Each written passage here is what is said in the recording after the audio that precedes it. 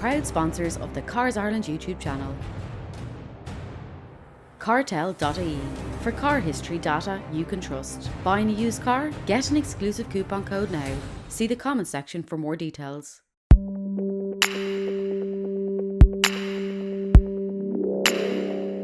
This is the BMW M3 competition. The M3 in its most powerful form to date. And that power comes from a straight six 3-litre twin turbo petrol engine, pushing out a frankly insane 510 brake horsepower and 650 Newton meters of torque. This is not, for many reasons as we'll find, a car for the faint-hearted. And that starts long before you even sit into the cabin with how it looks. Now, this new BMW design language, particularly this new elongated kidney grille, has divided opinion like no grille I've ever seen divide opinion before. And there doesn't seem to be any middle ground. So let us know whether you're a hell yes or a hell no in the comments section below. This shade is not called Ireland Green, although that would have been nice, BMW. It's called Isle of Man Green, and it is absolutely bedazzling and such a great choice for a performance car like this one, which, let's face it, is going to be getting you lots of attention on the road anyway. It's also sitting on a set of 19-inch alloy wheels at the front, 20s at the back for better grip. Got vents and air intakes galore, lashings of carbon fibre, although the exterior carbon bits on this one are an optional extra, which we'll get on to later. Got this gorgeous sculptured bonnet, and then around the back, I guess even better looking again. And in fact, I'm not even going to entertain a difference of opinion here, because the dimensions, the proportions of this car are just perfect. I mean, it looks mean as hell, but still so sleek. You've got 4 real exhausts along the bottom here, and then this nice subtle little carbon fibre spoiler. This is a loud car in every sense of the word. Now, I do realise you're not here to see the boot space, but while we're back here, we may as well have a look. Electric tailgate, optional extra, and it does pack a healthy 480 litres back here. Now, saloon boots by their nature are not the most practical in the world to live with, but as they go, this is quite a good one. You've got a good wide opening, making it nice and accessible, and yeah, that's enough of that now. And back seats, probably slightly more relevant, because one of the M3's unique selling points is, despite that bonkers levels of performance, it is still a 4-door saloon, and these back seats are still really usable. I mean, a couple of kids, a couple of car seats, no problem at all. Middle seat passenger will not be very happy or comfortable because you've got a giant hump in the middle of the floor. You do have 3-zone climate control back here, which is a plus. Now, for adults, I'm not the tallest in the world. I'm 167 centimetres, and that is my driving position. I think you'd find with a taller adult in the front and one in the back that these, frankly, ridiculous M-fibre carbon bucket seats would start to impinge on that legroom a little bit. I need to talk about these. Now, for starters, it takes a bit of practice to get into these seats in any kind of a dignified way, and I still don't think I'm there yet.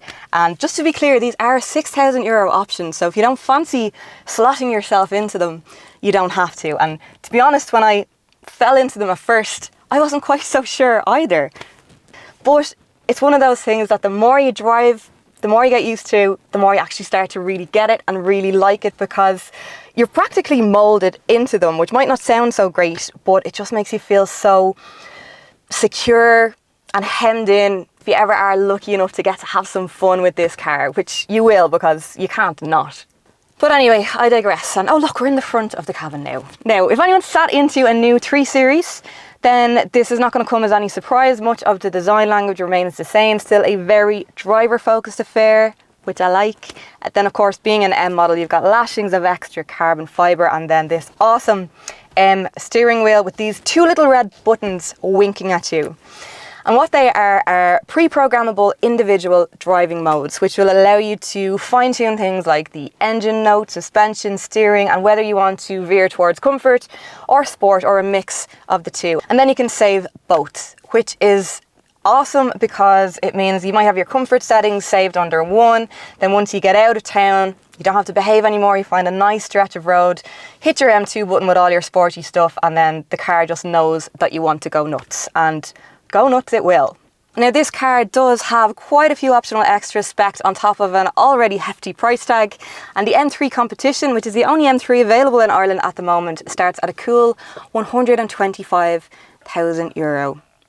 And then when you add the options on this one, like the M-Fibre carbon bucket seats, the carbon exterior, laser headlights, merino leather upholstery, electric seat adjustment and electric boot lids, etc, etc. Basically you're looking at a final bill of close to €146,000. So yeah, like I said, not a car for the faint-hearted.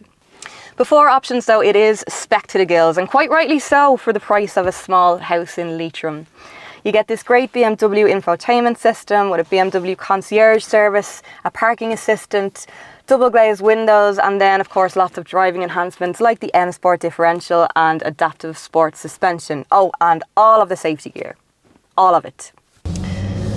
So, on the road, how to describe what 510 brake horsepower feels like? Bonkers, ballistic, boombastic, is that still a thing? Am I showing my age now with Shaggy references?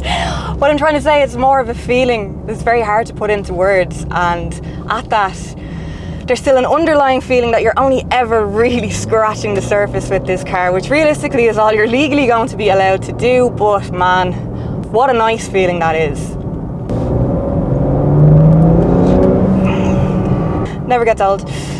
So the M3 competition will clear 0 to 100 kilometers an hour in just 3.9 seconds, which is quite the achievement for a 4-door petrol saloon, and on par with the long-range Tesla Model S, but with a bit more acoustic excitement, and that you can hear that noise and power building rather than that suck down a tube feeling that you get in a Tesla.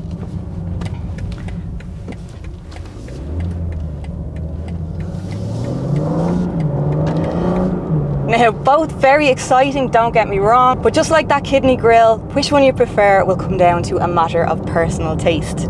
But it's not just the power that makes the M3 special, but even more so the pairing of it with a chassis that is so perfectly tuned to deal with it, that makes it feel manageable no matter what kind of speeds you're putting down, and confident going into corners. Even for the non-racing drivers amongst us, it just inspires confidence, and the whole thing has just been engineered to almost take the thinking out of it. Even with those M1 and M2 buttons, the car will know exactly what you want to do at the press of a button. And it's all just so perfectly set up already that it leaves you free to enjoy the drive, the excitement of the gear shift, and a suspension that will hunker down as you blast into corners, but yet give you the freedom to soften it up and get a bit more comfortable for the more boring stuff. Now, as for the daily driver stuff, it will come as a surprise to no one that this car demands attention. And I think for the third or fourth time in this review, I'll say it's not a car for the faint-hearted. People will want to stop and chat to you about it. They will wait for you in the car park and outside the shops. They will crane their neck to try to see who's behind the wheel at the traffic lights. And yeah, it's just not a car for a shrinking violet, especially not in this colour. And in that respect, it's a car that makes you want to drive it everywhere and nowhere at the same time, because that can be quite overwhelming if you just want to nip to Tesco for a sliced pan. But then again, if you're in the market for a €150,000 car, I'm not sure that that's something that you'll ever have to worry about, which must be nice. In terms of fuel economy, I've been averaging about 11-12 litres per 100 kilometres, which in any other car you would blast it for, but given the power on board, the usability, the just absolute bonkersness of this car, it's actually very, very reasonable. Unlike Irish motor tax rates, which will then squeeze you for another €2,500 annually for the privilege to be able to drive it legally. And as for insurance, well, that's another depressing conversation for a different day. Right now, I think it's the time to just appreciate the rare beast that is the M3, and what might just be the last M3 in its current petrol form. And that makes me a bit sad. So I think I'm going to go and enjoy one last spin. Thanks for coming on this journey with me in the ode to the M3 competition.